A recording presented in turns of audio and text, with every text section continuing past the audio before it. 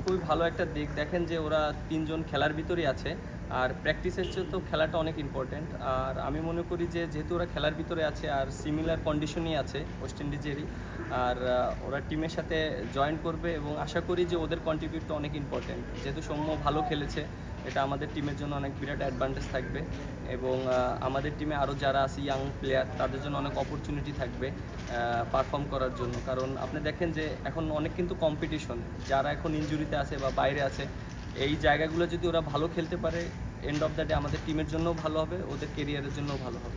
ম্যাচটা আমরা হেরেছিলাম, অবশ্যই আমাদের খুব খারাপ লেগেছিল এবং আমরা বুঝতে পেরেছিলাম যে আমাদের ল্যাকিংসগুলো কোথায়। আমরা ব্যাটসম্যানরা রান করতে পারিনি। এর আগে আমি বলেছি প্রেস কনফারেন্সে ব্যাটসম্যানদের ইম্পর্টেন্সটা কত। আর যখন আমরা সেকেন্ড টেস্ট খেললাম, অলমোস্ট আমরা কন্ডিশন সম্পর্কে জানলাম এবং আমরা ওদের বোলার সম্পর্কে জানলাম, আমরা ওইভাবে প্ল্যানিং করলাম এবং সত্যি কথা বলতে আমাদের বোলার অনেক ভালো বোলিং করেছে, কাজটা ইজি করে দিয়েছে। যেহেতু আমাদের ফার্স্টের দিকে আমরা রান করতে পারিনি, সেকেন্ড ইনিংসে আবার একটা জিনিস খুব ভালো পজিটিভ ছিল যে টিমের ভিতরে ক্লিয়ার মেসেজ ছিল যে আমরা কিভাবে ব্যাটিং করব এবং আমরা সবাই ডিসিশন ওইভাবেই নিয়েছি যে আমরা রানের জন্য ক্রিকেট খেলবো এবং অ্যাটাকিং মাইন্ডে ক্রিকেট খেলবো। এবং আপনারা সবাই দেখেছেন যে আমরা কীভাবে ক্রিকেট খেলেছি সেকেন্ড ইনিংসে ব্যাটাররা। আমি বলবো দীপু যে ইনিংসটা খেলেছে 28 রানের, ওইটা আমাদের টিমের জন্য একটা বড় মেসেজ ছিল যে আমরা অ্যাটাকিং ক্রিকেট খেলছি। সো জাকির আলী অনেক লাস্টে যে ফিনিশিংটা দিয়েছে, এটা আমাদের টিমের জন্য অনেক বিরাট একটা সংগ্রহ করেছে। সো এই ছোট ছোট জিনিসগুলো আমাদের টিমকে অনেক হেল্প করেছে। উপর দিকে সাদমান অনেক ভালো ব্যাটিং করেছে, ভালো হ্যান্ডেল করেছে নতুন ব্যাটটায়, মানে নতুন বলটায়। সো ব্যাটসম্যানদের স্টেপ আপ করতে হবে এবং আপনি ক্রিকেট খেলাটাই অল অ্যাবাউট রান। আপনি রান যখন করবেন, বলারদের জন্য অনেক ইজি হয়ে যাবে। সো আমাদের টিমের ভিতরে ওইটাই আমরা প্ল্যানিং করছি, আমরা ব্যাটসম্যানরা কীভাবে রান করতে পারি, বড় ইনিংস খেলতে পারি। উইকেটটা দেখেছি খুব ভালো উইকেট, সো আমরা ওইভাবে প্ল্যানিং করব, এরকম মিটিং করে কীভাবে খেললে ভালো হবে আমাদের টিমের জন্য। সো আমরা ওইটা চেষ্টা করব। আসলে দেখেন যে চেষ্টা করতে পারি, আর পারফর্ম করাটা ইম্পর্টেন্ট, আর টিমের প্রত্যেকটা প্লেয়ার ভালো খেলাটা ইম্পর্টেন্ট। এবং যে ক্যাপ্টেন হিসেবে আমার চাওয়া থাকবে প্রত্যেকটা প্লেয়ারকে সাপোর্ট করা, বুস্ট আপ করা এবং প্লেয়ারদেরকে কীভাবে পারফর্ম করানো যায় সেইভাবে টিমমেটদের সাথে কথা বলা, আর নিজেও end of the day perform করা। সো ওভারঅল আমার যে জিনিসটা থাকবে, চেষ্টা করব সবাইকে পজিটিভলি চিন্তা করানোর জন্য কীভাবে ভালো খেলা যায়।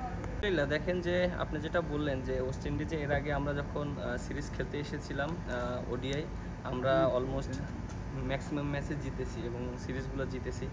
এবং লাস্ট যখন 22 সালে এসেছিলাম তখন আমরা সিরিজ জিতেছিলাম ওডিআই, এবং 18 সালে যখন আমি এসেছিলাম এই মাঠেই আমাদের লাস্ট ম্যাচ খেলেছিলাম এবং ওই ম্যাচটা আমরা জিতেছিলাম, প্রায় 300+ রান করেছিলাম এবং আমরা সিরিজ জিতেছিলাম এই মাঠেই, কারণ আমরা একটা জিতেছিলাম, ওয়েস্ট ইন্ডিজ একটা জিতেছিল।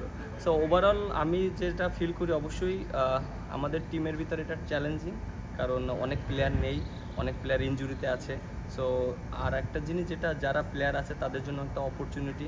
সো আশা করি যারা সুযোগ পাবে তাদের জন্য, তারা যেন ভালো খেলতে পারে এবং স্মরণীয় করে রাখতে পারে। ব্যাটিং অর্ডার যেটা দেখেন, লাস্ট সিরিজে তো আমি উপরেই ব্যাটিং করেছি। আপনি দেখেন যে আমি 4 নম্বরে ব্যাটিং করছি আফগানিস্তান সিরিজে। সো এই সিরিজে উপরেই ব্যাটিং করা লাগবে।